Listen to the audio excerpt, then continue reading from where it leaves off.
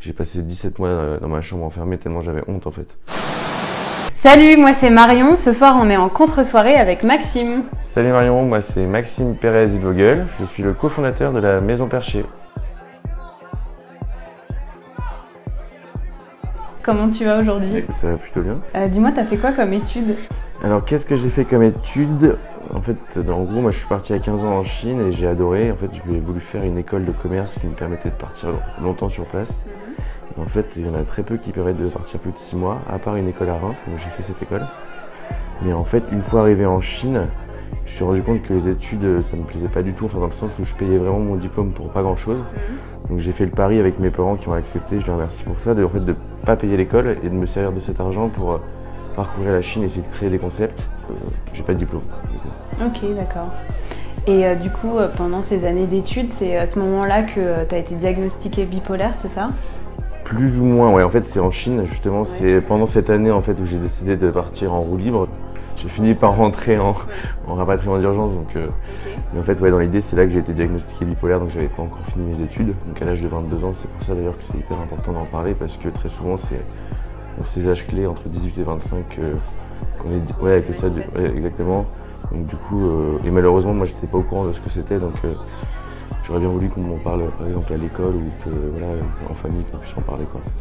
Mais justement, c'était ma question parce que comment ça s'est manifesté en fait et comment t'as fait pour gérer ça alors que t'étais à l'étranger du coup En fait, il y a tout un panel de symptômes qui sont assez fréquents chez les bipolaires, qui sont donc la logorrhée, le fait de parler trop vite, les dépenses inconsidérées, la créativité débordante, le manque de sommeil, l'irritabilité.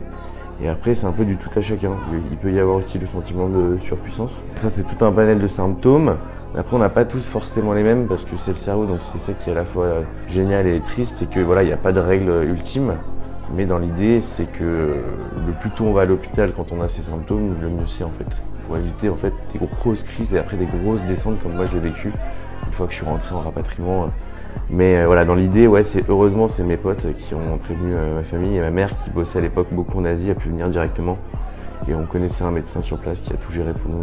Qu'est-ce que tu avais comme idée sur la bipolarité en fait avant ça? Bah en vrai, j'en avais aucune, à part Volotidine coucou comme plein de gens. Et c'est trop triste d'ailleurs. Enfin, et maintenant que je bosse un peu là-dedans, je me rends compte qu'en fait à l'étranger ils sont bien plus avancés et qu'en fait c'est ça la clé, c'est d'éduquer les plus jeunes pour justement éviter les hospices et enlever justement aussi tous les tabous autour de ça pour que les gens puissent évoluer sans avoir à se cacher, quoi.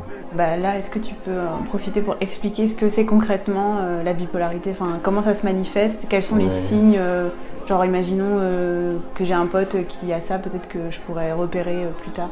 Chacun a un peu sa définition, mais moi la mienne avec ma psy à moi, c'est un trouble de l'humeur caractérisé avec une base neurologique, avec une alternance avec des phases dites de manie, donc des montées, et des phases dites dépressives, avec un retour à la normale entre les deux, donc c'est l'euthymie, c'est comme je suis en ce moment.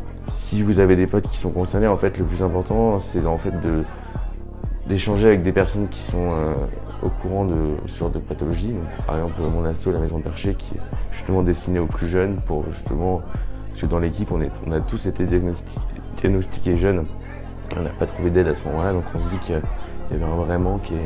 Enfin, l'idée, c'est qu'il faut en parler le plus vite possible et pas avoir honte, c'est ça. Est-ce que, enfin ça peut paraître un peu bizarre comme question, mais est-ce que ça fait mal d'être bipolaire? Genre, est-ce qu'il y a de la souffrance? J'ai une réponse toute faite à ça. Elle est classée 6e pire handicap au monde dans le classement. Voilà, donc je pense que ça en dit long. Donc ouais, ça fait mal. Et surtout que par exemple, il y a un exemple assez courant, c'est les effets secondaires des traitements. Typiquement, moi je suis obligé de faire des prises de sang tous les mois. Enfin un peu moins, mais tous les mois et demi, parce que ça m'attaque les reins. Et que très souvent, pas tout le temps, c'est pas une obligation, mais ça arrive très souvent qu'au bout de 15 ans de traitement, on doit faire des dialyses. Donc c'est pas rien que de prendre des traitements neurologiques, quoi. Est-ce que tu as dû arrêter tes études à cause de ça ou est-ce que c'était pour d'autres raisons? Et est-ce que tu t'es déjà demandé je vais reprendre mes études une fois que justement il y aura une accalmie, etc. C'est un peu plus compliqué que ça. Non, en fait, c'est juste que c'est une question de matrice, on va dire, dans le sens où j'espérais tellement de ces études-là que ça m'a tellement déçu que je me suis dit, en vrai, j'ai un niveau de chinois, j'ai 2 jambes, je suis en Chine qui est quand même un peu l'Eldorado à l'époque, c'était en 2014.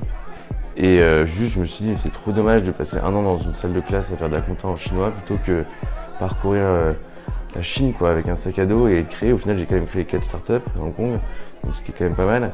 Et j'ai tellement 1000 fois plus appris qu'en étant en cours. Après, j'ai fait mon école à moi, quoi. J'ai dit que j'ai fait l'école de la vie parce qu'en plus, je tombais malade et il s'est passé tout un tas de choses. Mais ça, c'est parce que j'ai aussi la chance, et ça, j'en suis complètement conscient, d'avoir des parents qui me soutiennent, d'avoir jamais manqué de rien.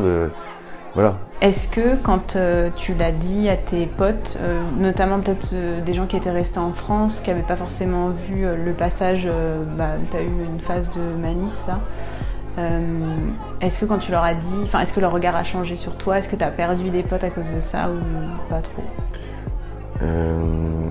En vrai, moi, quand j'étais en manie, je faisais des délires sur faire des liens entre toutes les choses que je voyais. Et je les faisais surtout sur Facebook, en fait. Donc tout le monde était au courant que j'étais en train de partir en couille. Et justement, quand je suis rentré chez moi, j'ai passé, après le rapatriement, j'ai été hospitalisé de force pendant longtemps et tout ça. J'ai passé 17 mois dans ma chambre enfermée tellement j'avais honte, en fait. Jusqu'au jour où j'ai une espèce de déclic via ma petite sœur qui m'a dit « Maxime, il faut que t'aies plus mon enfer, bouge-toi le cul ». Et là, je me suis bougé le cul. Et j'ai remercié d'ailleurs. Mais ce qui s'est passé, c'est que en fait, j'ai pris le problème dans l'autre sens. Je me suis dit, en fait, vu que tout le monde sait que j'ai un peu pété un boulard, plutôt que de devoir répéter 1 milliard de fois, parce qu'on va tous me demander ça va mieux, qu'est-ce qui s'est passé, machin, je vais prendre le truc à contre-pied. Du coup, j'ai décidé de faire un coming out sur Facebook en expliquant face cam que voilà, j'étais bipolaire et que j'avais décidé d'avancer avec ça, et que je crée une asso et que n'importe qui pouvait venir m'en parler avec grand plaisir et que j'étais désolé pour les personnes que j'avais pu déranger, mais que c'était pas voulu et que libre à chacun de me suivre ou pas. Et en fait, tout le monde a été hyper réceptif. À part une personne, mais bon, depuis, il a changé d'avis. Et là maintenant, quand tu rencontres de nouvelles personnes, genre ça vient rapidement à la conversation ou Ouais, grave, parce qu'en fait, tu fais quoi dans la vie? J'ai une asso pour les troubles psy. C'est marrant parce que ça devient un peu de la psycho, parce que comme j'ai pour habitude je vois beaucoup de monde. Et ce qui est intéressant, c'est de voir les gens qui osent pas poser la question, je le vois dans leurs yeux, ou alors qui attendent un peu le moment, ou alors qui pas du tout, ils s'en foutent. C'est marrant. Il y a 3 cas d'école, quoi. Le nombre de fois où justement j'hésitais à me dire bon, ce soir je me passe pour un autre mec, juste pour voir, tu vois. Mais en fait, c'est ces soirs-là où en parlant de ça, j'ai rencontré des gens passionnants avec qui j'ai fait des trucs de dingue. Et en fait, je prends n'importe quelle rencontre. Pour moi, la vie est faite de rencontres et je me nourris de ça en fait tous les jours et c'est ça qui me fait avancer. En France, actuellement, il y a combien de personnes diagnostiquées, tu sais ou... Ouais, je suis pas tout seul. C'est pareil, les médecins ils sont pas d'accord, mais on va dire plus ou moins entre 2 et 3% de bipolaire. Donc moi souvent ce que je dis, et 1% de schizophrène. Ce que je dis aux gens c'est, t'as combien vu que vous êtes étudiants les jeunes, vous avez certainement Insta, Snapchat, TikTok, voilà ce genre de choses. Regardez combien vous avez d'amis et faites 3% de ça. Et vous allez voir que vous en avez plein autour de vous et vous le savez même pas en fait. Donc n'hésitez pas à partager des initiatives comme Nightline ou Maison Perchée, parce qu'en fait sans le savoir vous allez peut-être aider des gens en fait. Parce que c'est monstrueux, 3% et 1%. Et la prise en charge, tu trouves qu'en France elle est comment? En fait c'est la loterie. C'est ça qui est encore super triste, parce que ça dépend si t'es en région, ça dépend si t'as de la place à l'hôpital, ça dépend si t'as des moyens d'aller dans un truc privé. C'est injuste. C'est pas juste du tout.